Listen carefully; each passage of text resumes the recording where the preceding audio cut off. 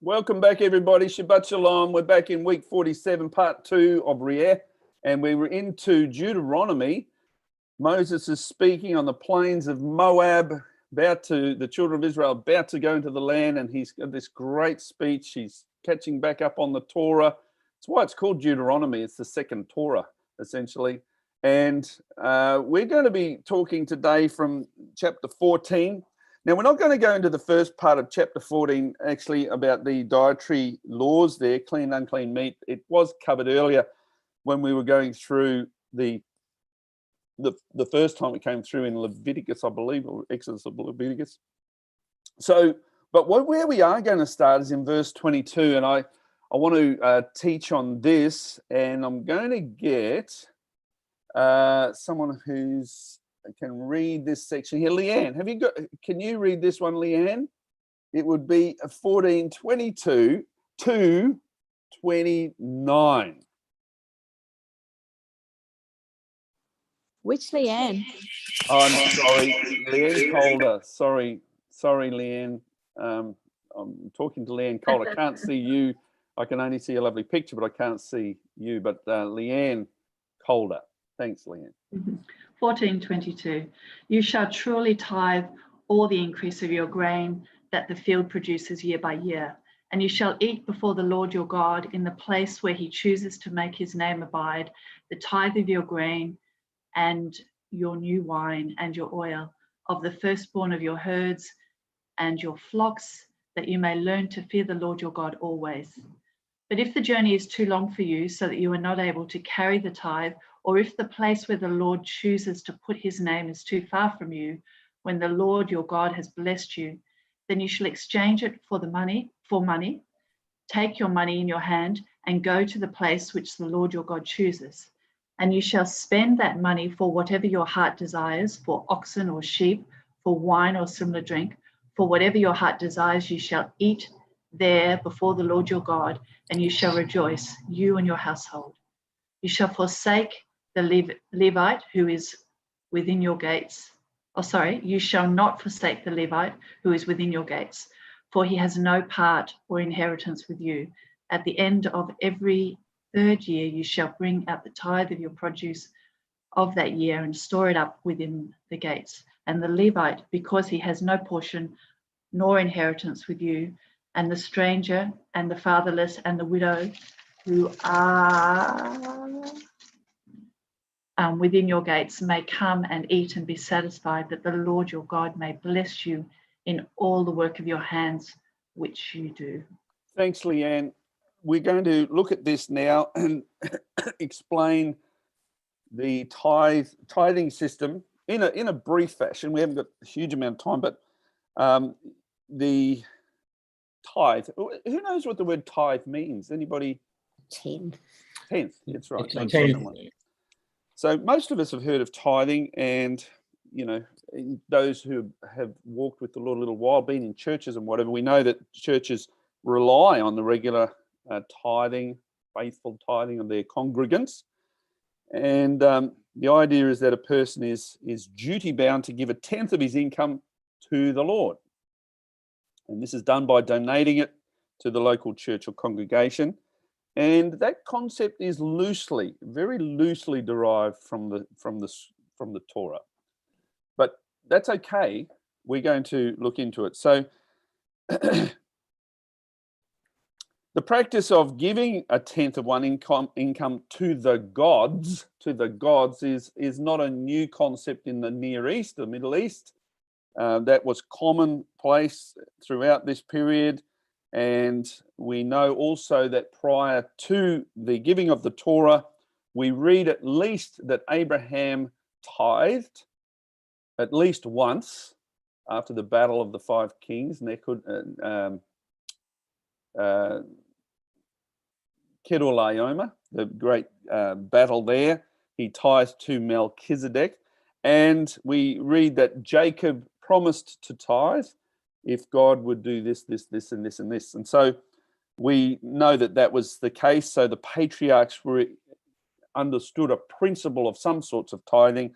And the children of Israel, just as they're about to enter the land, they're given this great big instruction on something they probably haven't done because they've come out of slavery in Egypt.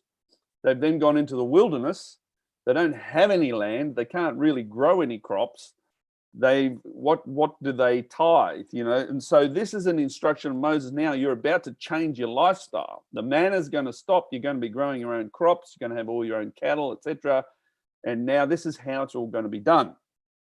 And so the commandment to give a tithe specifically refers to the agricultural life in the land of Israel during the days that they enter the land, but more specifically and very specifically around the temple that would one day come to Jerusalem. So before this all starts, though, we read that this strangely, the verse before the one that Leanne read. Leanne, have you still there? Have you still got your glasses? If you could read verse 21 as the one before that. Just read the verse before 22, 21. 21. You shall not eat anything that dies of itself. You may give it to the alien who is within your gates, that he may eat it, or you may sell it to a foreigner, for you are a holy people to the Lord your God. You shall not boil a young goat in its mother's milk. What a bizarre, and then it goes on to tithing. What a bizarre, what we call juxtaposition or juxtaposing. In other words, two scriptures are linked by a verse that says, and you shall not boil a young goat in its mother's milk. And the rabbis are always looking for the reason for this verse being next to this verse. They're always doing that. We should do that too, because God doesn't do anything for no reason. It's not just a series of random thoughts. In fact, it might interest you to know that this section, tithing and the goats boiled in its mother's milk, in 3 places in the scripture are right next to each other. Did you know that? Exodus chapter 23 verse 19 says, so this is going back, way back into Exodus, the first of the first fruits of your land you shall bring into the house of the Lord your God. You shall not boil a young goat in its mother's milk. How bizarre. What have these two thoughts got to do with each other? And then in Exodus chapter 34, 26 says, the first of the first fruits of your land you shall bring into the house of the Lord your God. You shall not boil a young goat in its mother's milk. How strange. And right here, you heard it from Leanne. She just said, you shall not boil a kid in its mother's milk.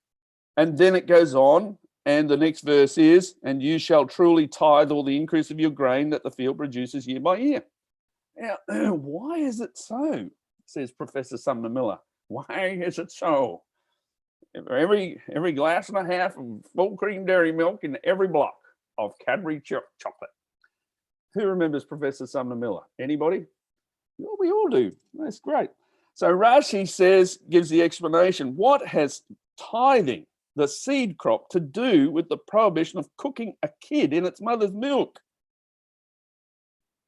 The Holy One, blessed be he, said to Israel, do not cause me to destroy the developing kernels of grain while they are yet in their mother's womb, i.e. the husks.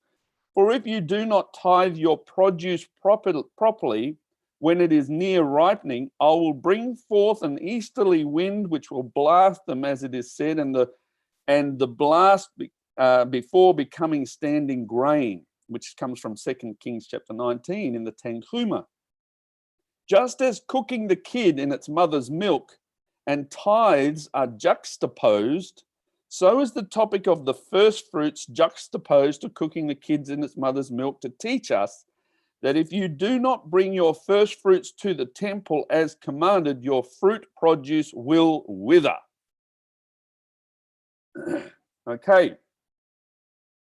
So if you don't tithe and give to the poor, then God will reduce your income. Wow, that's a big statement.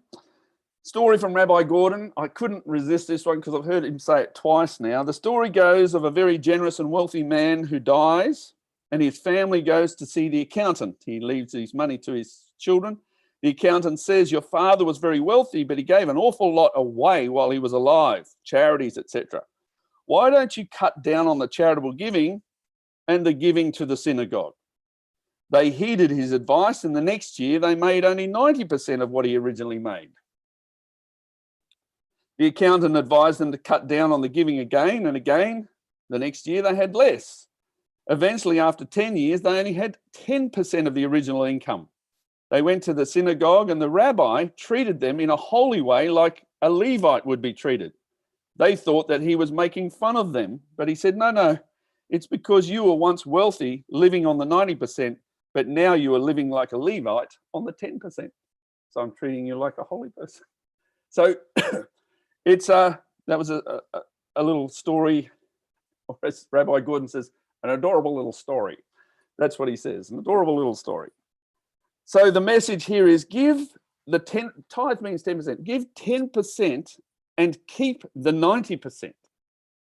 Or don't tithe the 10% and live on the 10%. Essentially, this is the rabbinical belief that if you don't give 10% of your income away, your income will reduce to the 10%. Give and you'll gain wealth. The evil inclination works hard to say the opposite, that when you have more money, you will give to charity, but it doesn't work that way. Principally, we give. So it's a principle in our life to give, and we are charitable. The Jewish people are big givers. So this 7-year cycle, let me explain it because it relates to how tithing and giving works. The Jewish people lived the Israelites and the Jewish people lived on a 7-year cycle. 6 years, the farm can be worked and harvested. And on the 7th year, which is the Shemitah year, the land, of course, is available to everybody to come and eat from it. It just stands, fallow, and people can come on. You can come on and take what you want. Others can come on. It doesn't belong to you for that year. So essentially, there are 6 years in which money can be made. Those 6 years are divided into 2 lots of 3 years. So if you can imagine, year 1, 2, and 3 is 1 lot of 3 years. And then there's an identical set of 3 years, year 4, 5, and 6. And then there's the Shemitah year, the 7th year. And then the cycle starts again. So there's 2 sets of identical 3 years. Throughout the 6th year, there's several types of offerings that must come from the land. One, the first fruit. The first fruit, and we'll go into this a little bit more detail, is a basket full of produce that's to be taken to the temple in either fresh or dried form. Secondly, the corners or the ends of the field, the forgotten sheaves, so the ones you forget to pick up while you're harvesting, and the gleanings for the poor are to be left for the poor. They belong to the poor. They don't belong to you. If you own a field, the corners of the field and the ends of the field don't belong to you. What you forget to pick up doesn't belong to you. And the gleanings don't belong to you. They belong to the poor. On the remainder of the field, so after you've taken your first fruits, which is about a basket full, and the corners and ends of your field, what's left is yours. And on the remainder, so that remainder there is a portion that goes to the priest. Now, this is part of what is called teruma, an elevated offering. Now, scriptures call it a heave offering, but that's not what it means. It means a gift or an elevated gift. And so there's no specifics about it. It could be 1 grain of wheat. But Ezekiel puts a little figure on it and he says about a 50th, 2%. We know that the rabbis say that a generous man will give more than that, about a 40th, 2.5%. A person with a good eye. A person with an evil eye, or a person who's not generous, will give less than that, probably a 60th. But the average person will give about 1/50th, which is 2%. So on what's left after you've given your first fruits, which is about a basketful, and what's left after the corners and the gleanings and the stuff that's left there for the poor, you're now got what's yours. You've got to give 2%. That is holy. Remember that word holy. As long as it remains with you, you're in trouble. It's got to be got rid of. It's got to go to the priest. Okay, this is temple times, remember. Then comes the next lot, comes the first tithe. So now you're really tithing on what's left minus 2%, you're now tithing on this. Now 10% of all of that grain, let's just call it grain for now, 10% of that is called the first tithe, the Ma'aser Rishon, and it goes to who? Who does that go to? Anybody remember?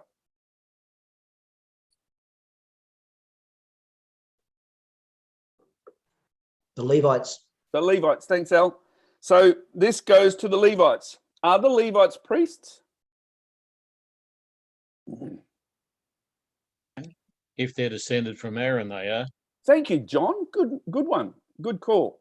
So all priests are Levites, but not all Levites are priests. Okay, it's the non-priests we're talking about here who are Levites, the ones that work the temple, or the tabernacle, the temple. So they don't have an inheritance. Do you remember we talked about their little cities called the Levite cities? They don't get any agricultural land. How do they get an income then? They get their income because 10% of that land, well, not the land, but the produce from that land belongs to them. It doesn't belong to the owner of the land. Does not belong to the owner of the land. Belongs to the Levite. There's no other way that they can get an income except from that produce.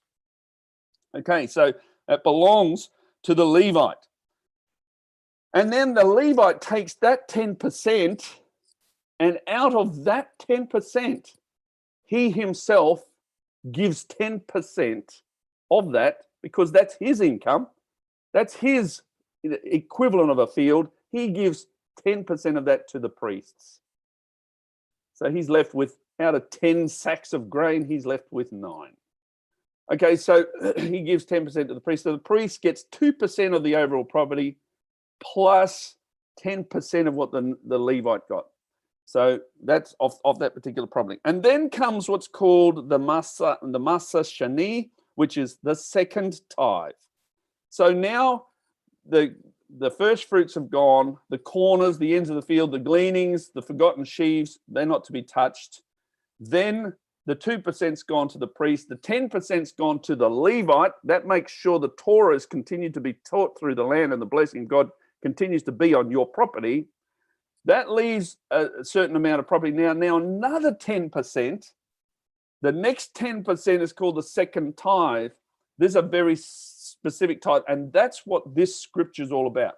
So Deuteronomy chapter 14 is all about the second tithe. It's not the first tithe, it's not the first fruits, it's not the gleanings, it's not the priest's tithe. This is all about the second tithe.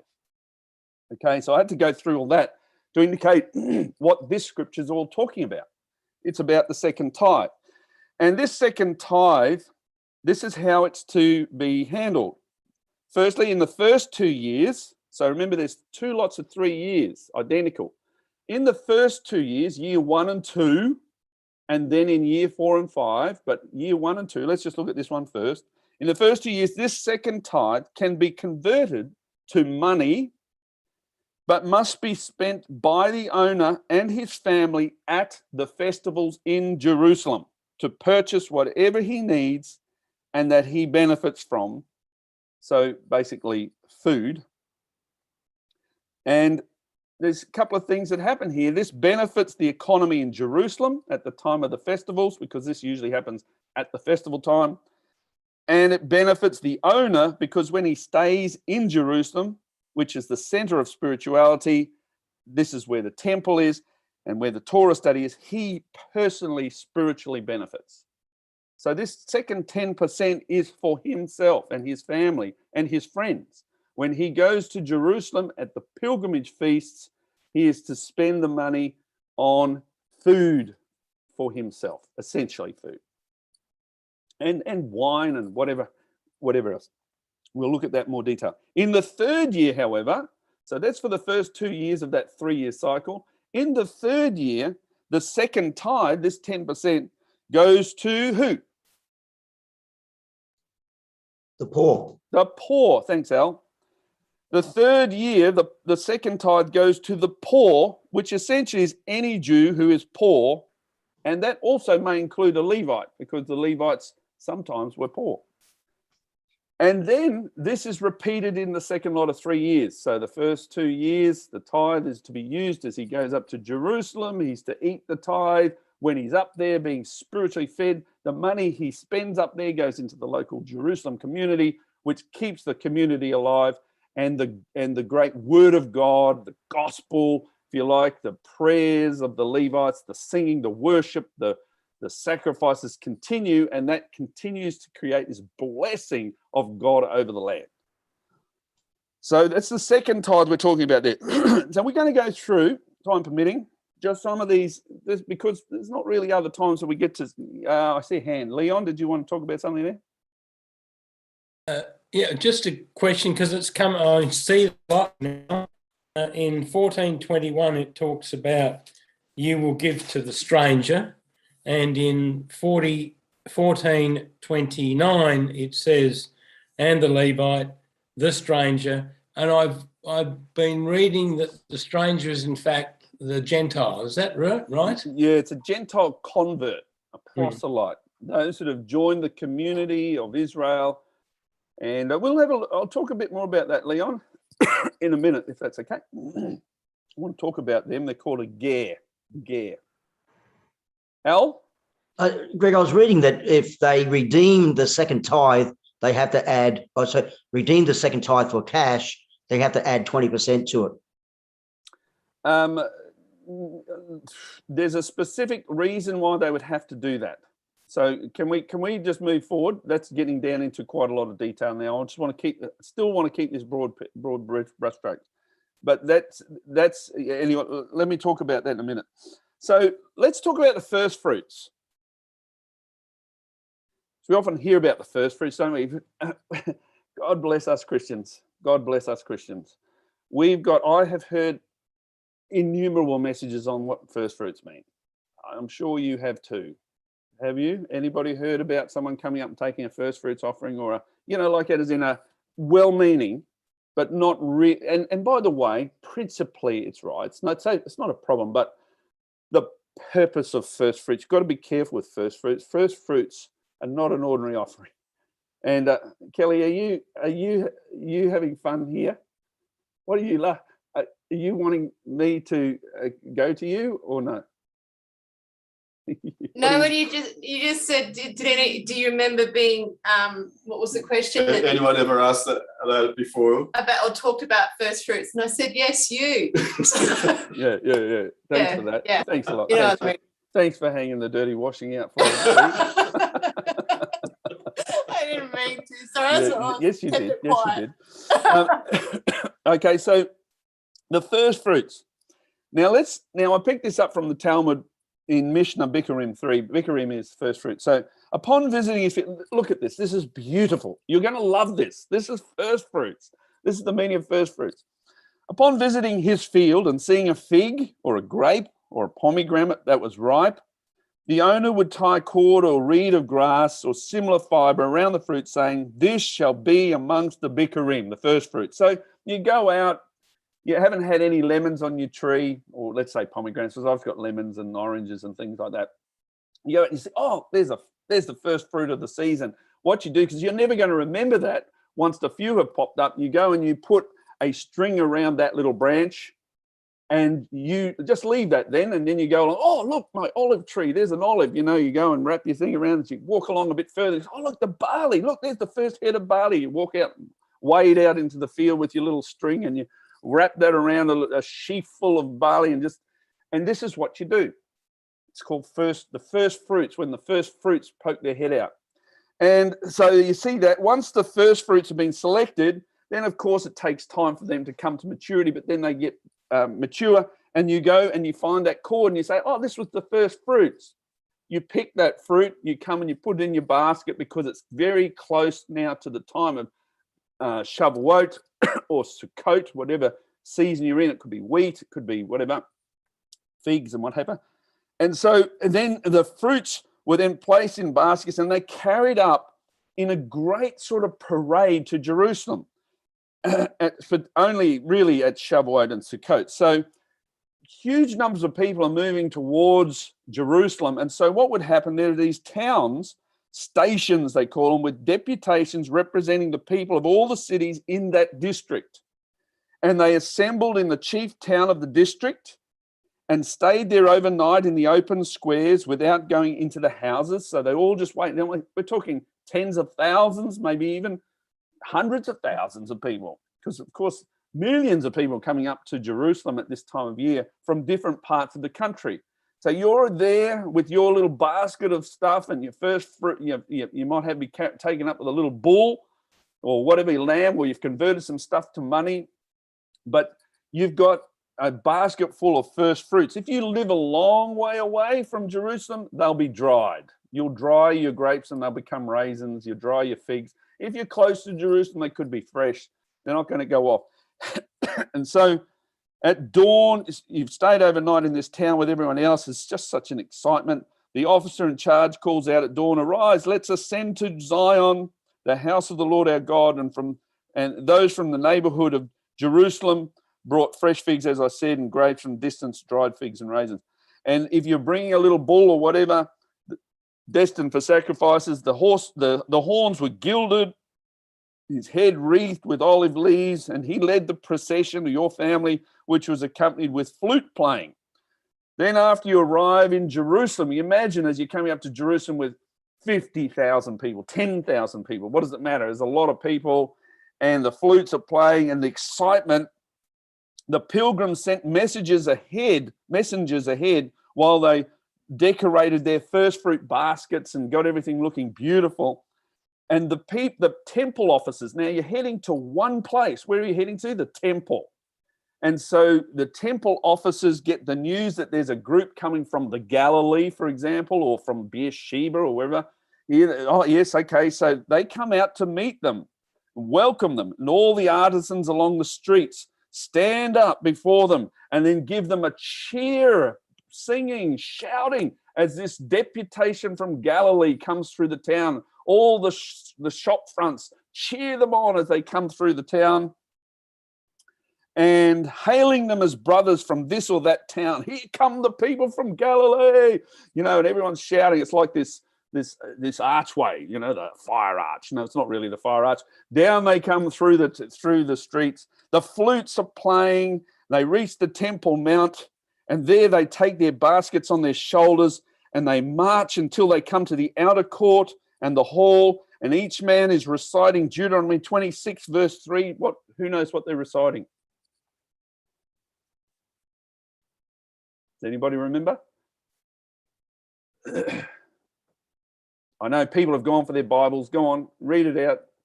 What's it say? Deuteronomy 26:3. Anyway, while you're finding that, they're saying, "My father was an Aramean." They're talking about Abraham, and they're talking about his journey, and they give this great quote, and they're welcomed by the Levites.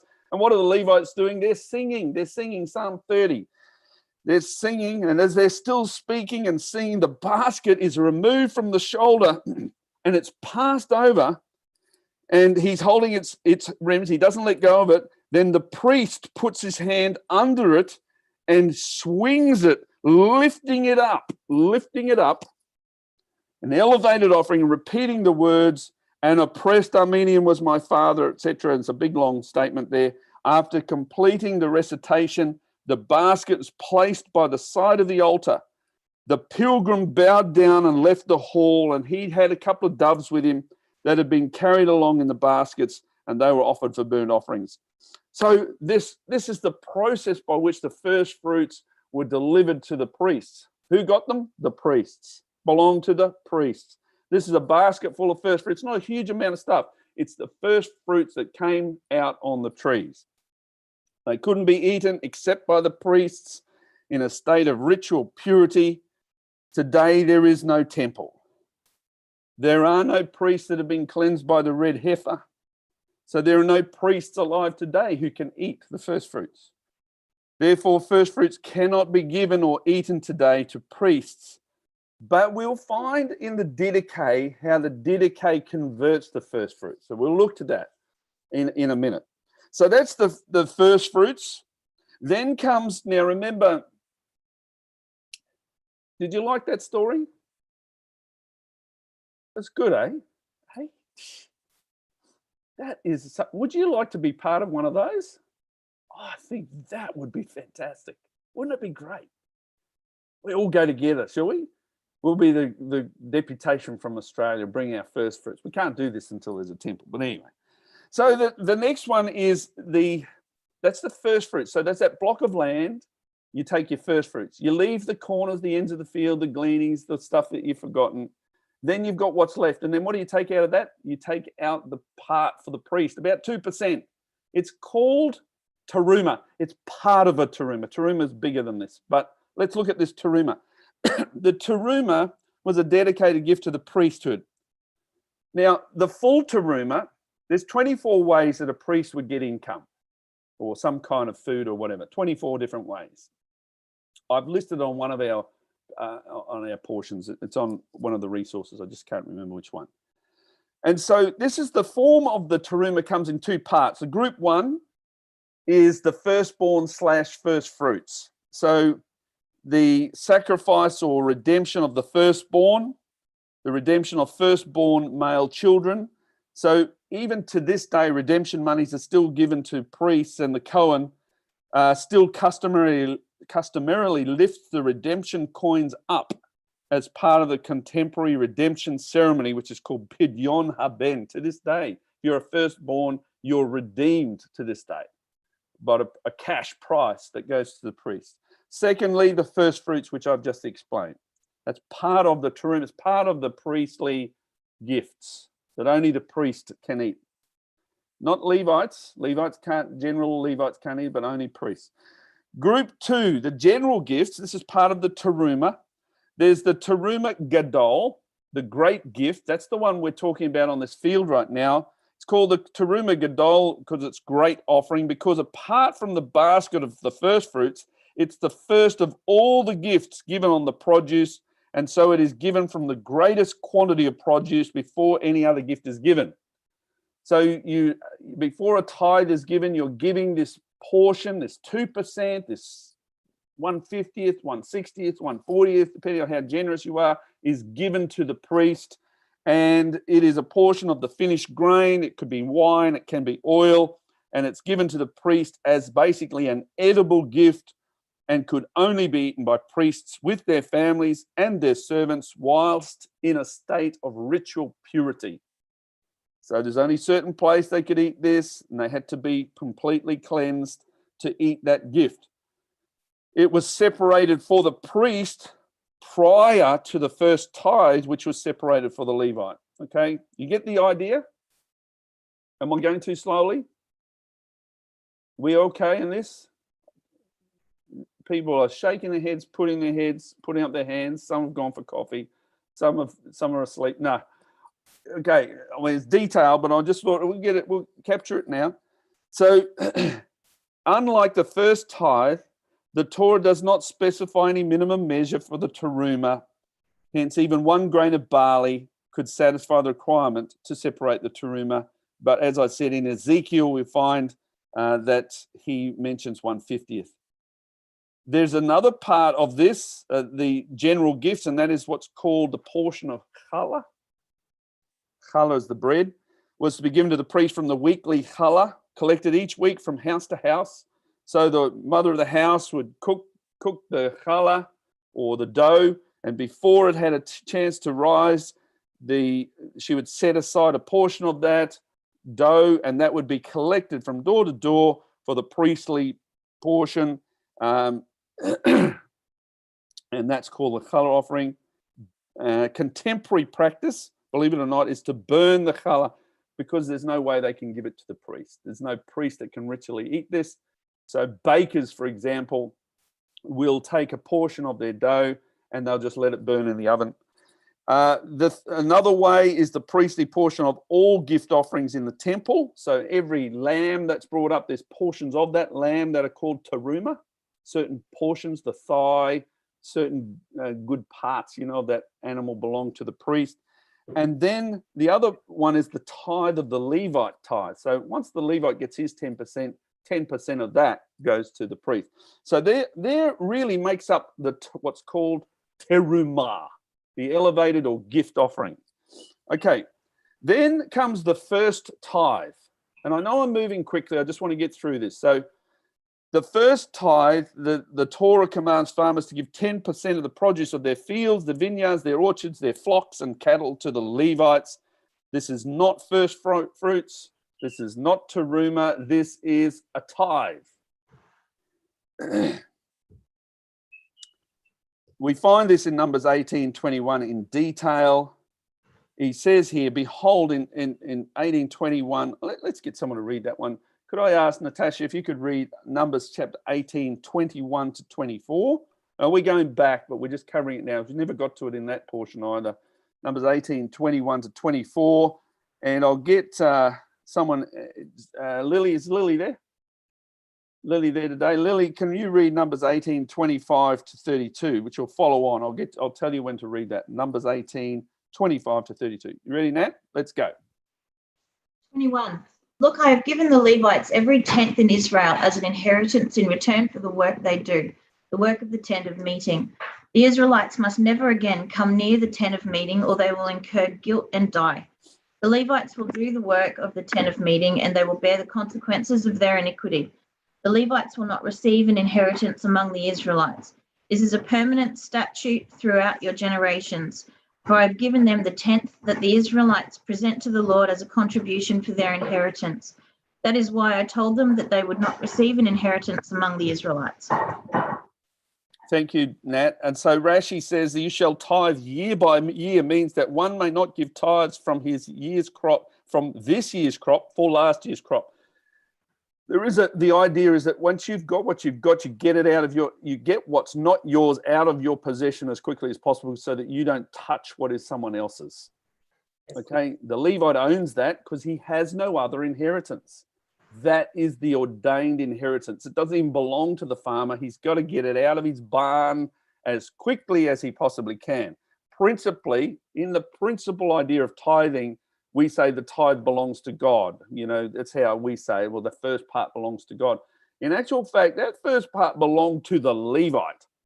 And since it belongs to the Levite, you get it out of your house as quickly as possible. It doesn't even yours. You shouldn't even touch it. That's why they believe that your income will reduce, because you're actually stealing from someone else's money that happens to be in your possession. You own 90%, not 100%. That's all you own is 90%. So the other 10% doesn't even belong to you. Get rid of it.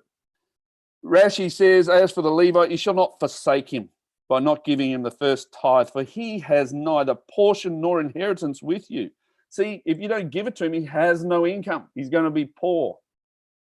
Okay, and if you're poor, you're not as focused, on doing what your job is, and that is to bring the presence of God, the Torah, serve in the tabernacle. If he's not being provided for, then you're not going to be blessed. And literally, God's blessing won't be on the land through obedience to the Torah. Therefore, you ultimately, if this goes wild and no one tithes, then God's presence is just not on the land anymore. And his protection's not there. And so he says this excludes gleanings, forgotten sheaves, corners, ends of the field, all of which are left for the poor. Who owns the gleanings and all of that, the ends of the field? Not the owner, the poor own them. It's God's method of looking after the poor. For the Levite does not have a portion in those things either, just as you do, and consequently they're not subject to tithing. So that's the first tithe. Then comes what's called the Levite gift to the priest. So he takes his 10%, and the Levites now give what this is part of the teruma, but it's a 10% that's given from them to the priesthood. Go ahead, Lily. Numbers 18:25 to 32. The Lord said to Moses, "Speak to the Levites. Say to them, you will receive the tenth from the people of Israel. I will give it to you as your share. When I do, you must give a tenth of that tenth as an offering to the Lord. Your offering will be considered as if you gave grain from a threshing floor. It will be considered as juice from a winepress. In that way, you will also bring an offering to the Lord. You will bring it from the tenth you receive from the people of Israel. You must give the Lord's part to the priest Aaron. You must bring it from the tenth you receive. You must bring to the Lord a part of everything that is given to you. It must be the best and the holiest part. Say to the Levites, you must bring the best part. Then it will be considered as if you gave grain from a threshing floor. It will be considered as juice from a winepress. You and your families can eat the rest of it anywhere. It is your pay for the work at the tent of meeting. Bring the best part of what you receive. Then you will not be guilty of holding anything back. You will not make the holy offerings of the people of Israel unclean. You will not die. Okay, so this is speaking of the 10% of the 10%, which is the responsibility of the Levite to give to the priest. By the way, the book of Malachi, a lot of the quotes we give from Malachi about the heavens being shut up and test the Lord in this is a message to the Levites who are not tithing their amount of 10% properly to the priest, or giving a broken down, crazy-eyed, broken-tailed sheep to the priest rather than a beautiful offering that it should be. So, but we as Christians we use any method we possibly can. we've got to be very convincing. So we'll choose a little bit out of context scriptures. So the Levites' gift to the priest was forbidden to others. It was sacred. Rashi says your gift shall be considered for you as grain from the threshing floor, means that your gift separated from the tithe is forbidden to outsiders and ritually unclean people, and they incur the death penalty. And if eaten unintentionally, they are liable to pay an additional fifth. An additional fifth. That's where part of that comes from, Al, we were talking about before, just as in the case of the gift set aside by the Israelites for the Kohanim. So if that's accidentally eaten unintentionally and you've eaten holy food, then you've got to give it back, but you've got to give it back with a further fifth. Just as in the case set aside by the Israelites for the Kohanim, the priests, which is called the first grain from the threshing floor. And just as the Israelites set aside a portion from their threshing floors and from their wine vats for the priests, so shall you set aside a portion from your tithes, for that is your inheritance. So the Levites had no other income. So how are they going to give to the priests? It has to come out of their 10%. And so they're to give 10% to their brothers, really. They're Levites as well, but they're the priests, of which the high priest is part of. So because the Levites' gift to the priest, which is teruma as well, was holy, as long as it remained within his tithe, the 10% which was given to him, the whole tithe remained holy. Now, we might think that's a great thing, but that's not a good thing.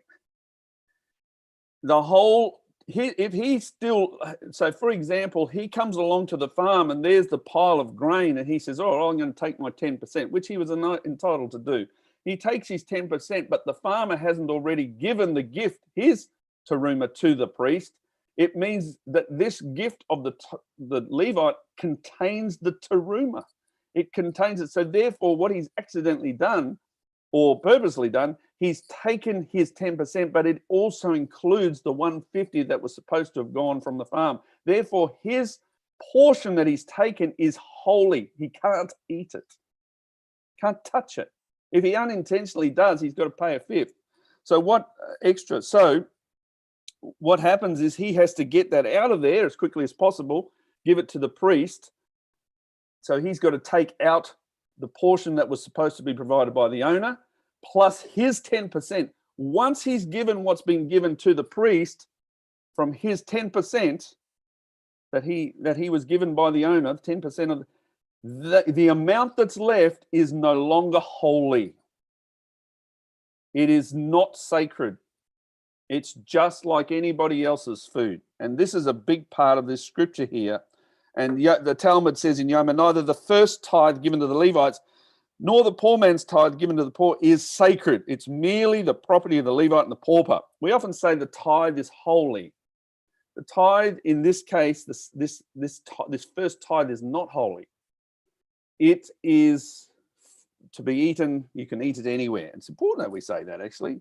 It belongs to the Levite. Belongs to the Levite. So if the okay, there's a little bit more there. Now, So the primary mechanism by which the Levitical priestly system was sustained was the first tithe. Then comes the second tithe. And with this short period of time I've got left, I want to tell you this is what this scripture in Deuteronomy chapter 14 is talking all about.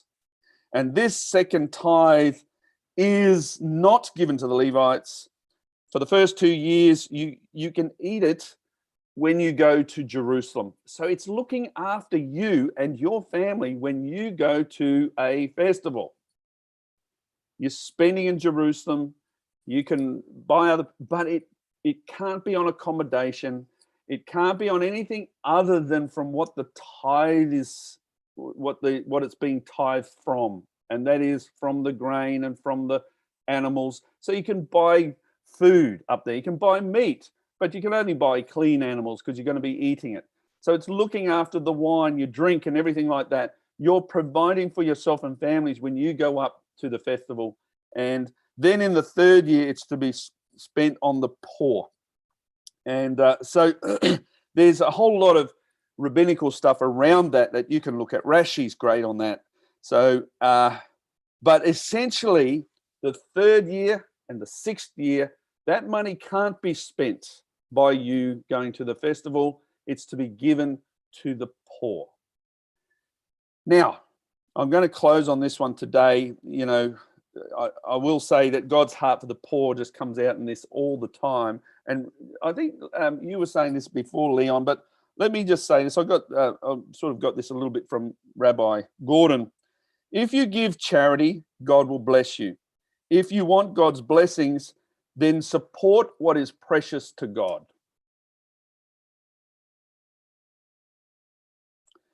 There are 4 things that are very precious to you. The first thing is you have yourselves. That's your husband, your wife, yourself, you. The second thing that's precious to you is that you have what belongs to you, i.e. your sons and your daughters, your family, your grandchildren. They belong to you. You have your male and female servants, which in the day were investments. Investments. If you had servants, they're investments because they worked for you. And you have your real estate, your home. These are important to you. These are the 4 things that are important to you. So yourself, spouses, your sons and daughters, grandchildren, your family, your men and female servants, your investments, and your real estate. These are important to you. Your home. It's important to have a place to live. God has 4 things that are very precious to him. You ready? Here are the 4 things that God says are very precious to him. The Levite. The ger, which is a convert, a proselyte, stranger, it says in yours, or alien. One who's like Ruth, who's adopted God. This will be the Gentile believer, you know. The orphan. We know that God loves orphans. And the widows. And widows, I think the description of widows is over a certain age, but widows. What God's saying is, you look after my 4 things, I'll look after your 4 things. That's essentially what it means. And we can look at that in more detail. So today, let me just finish on the today.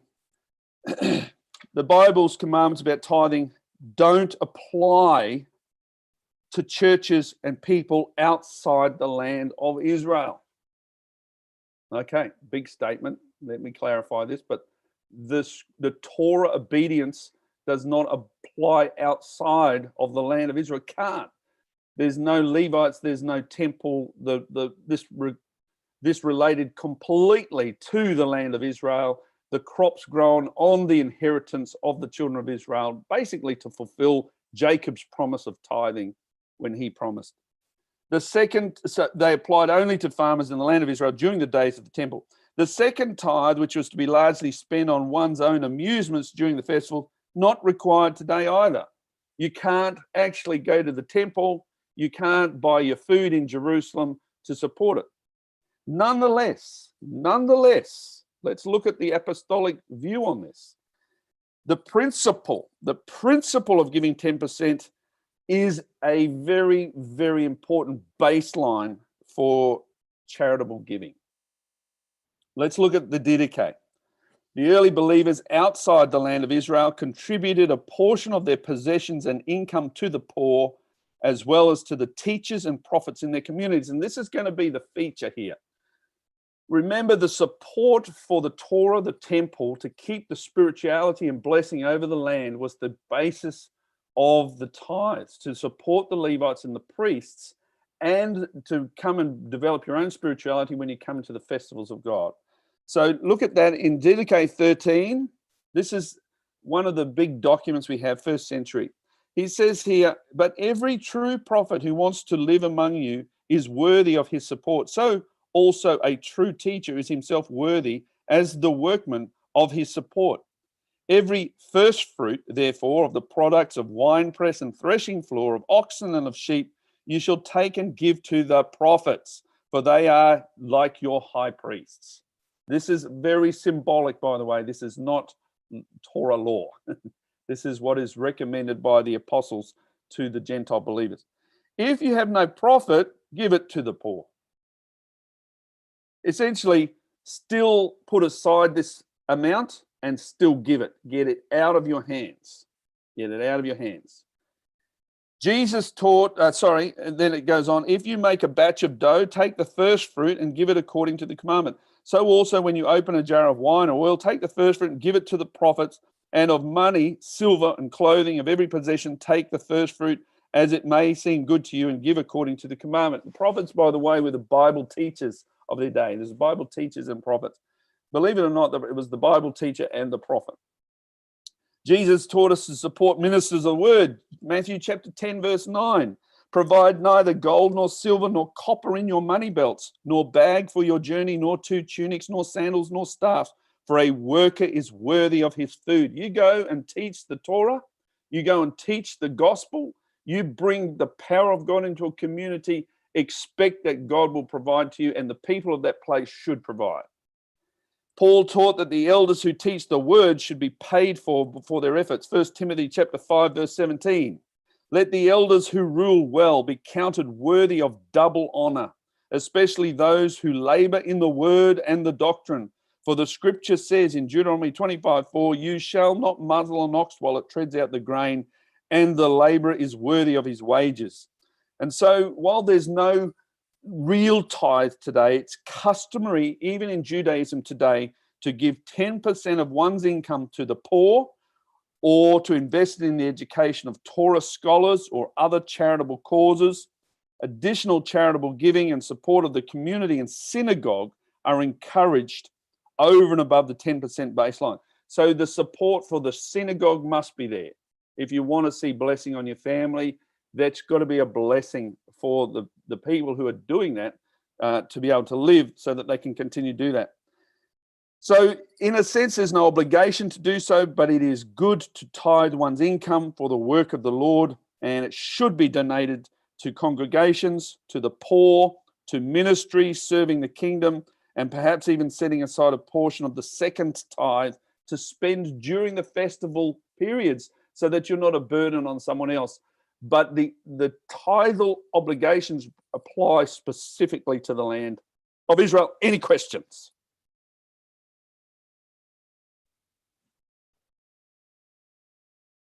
Cam. Is there a nice simple diagram that shows all this? Let me think about this. Me field first fruit. No, I haven't got one. Could some businessman in listening to this please fund an animated diagram of this? We'll organize it. If someone can fund it, we'll get a lovely little animated. Who likes animations when it comes to this sort of stuff? We all love animations. If a businessman wants to fund this, I can organize to get an animation done. Yes, Pastor Kyle. I would love some diagrams, but I am in the middle of also creating the course, which is the Economy of the Kingdom, which covers some of this. And I've done some very base level diagrams, but would love to enhance on that if we can get any further. But Dad, can I mention something from Didache 6 very briefly? Yes, please, mate. Because this is important when we're talking about obligation and commandments, because in Didache 13, he says, do as according to the commandment. Dad mentioned without obligation, but Didache 6 has only got 3 verses, and it says, see that no one leads you astray from the way of teaching, which is Torah, because a person who teaches contrary to Torah is not from God.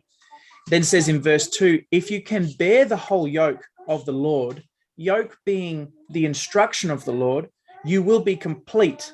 Now, all of us want to be complete in our faith, in our journey with the Lord. And so there's an encouragement here to take on as much as we can.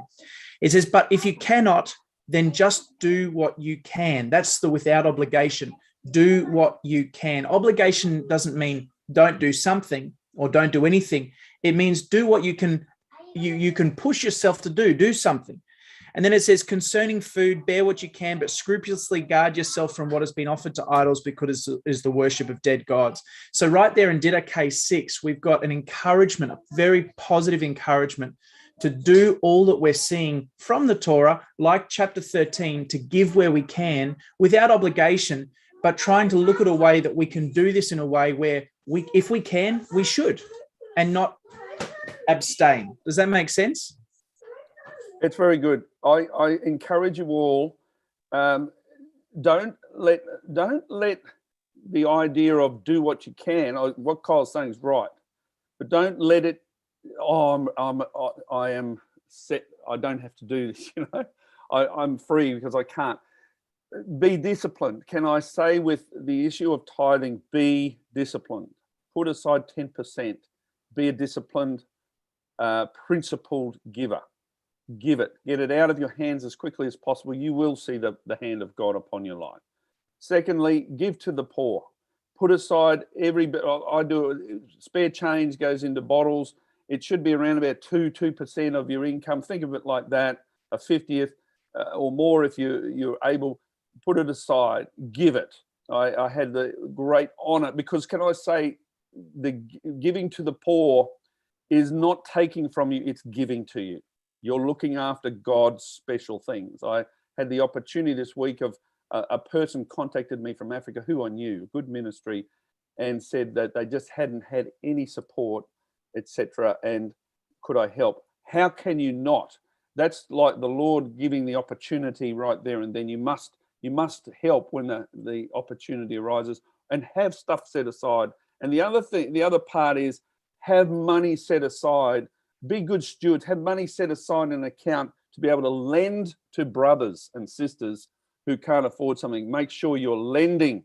You're giving money to your brother and sister to get them out of a pickle. You don't have to give it. You can lend it so their self-esteem is held high as well. Bless them. So be a person who has your own real estate. Be well set up as best you can so that you're able to give in that way. Any other questions? Yes, Alan.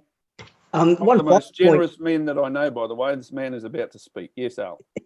One point, with the Levitical priesthood, they get 10%, and then they give 10% of that to the priest, right? Now that actually 10% by 10% is 1%.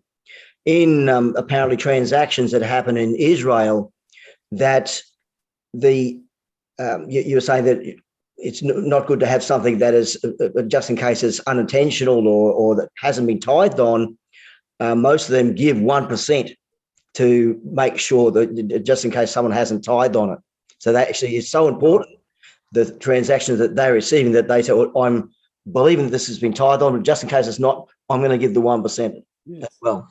Yeah, right. Yeah, they always want to make sure, don't they? That, yeah.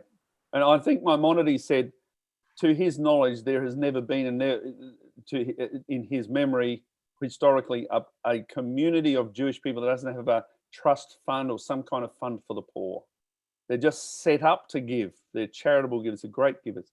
All right, well, I think we're going to leave it at that point. We've come to a natural end. Thank you. God bless you for being with us on the Torah Portion. Remember to go to the website, thetorahportion.org, and you can then go up to the top right-hand corner and press Members Lounge. You're going to need that for next week.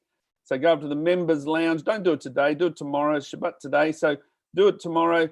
Click on the Members Lounge. Navigate you around there. Please, we've still got glitches in the system, I know. Let us know, but please forgive us for our small staff at this time doing a lot of work to try and get this right for you. But we'll need that for next week. I'll send out a text or an email to most of our supporters. So the Lord bless you. Shabbat Shalom. Have a wonderful day with the Lord and with your family, and we will see you next week. God bless you. Bye for now.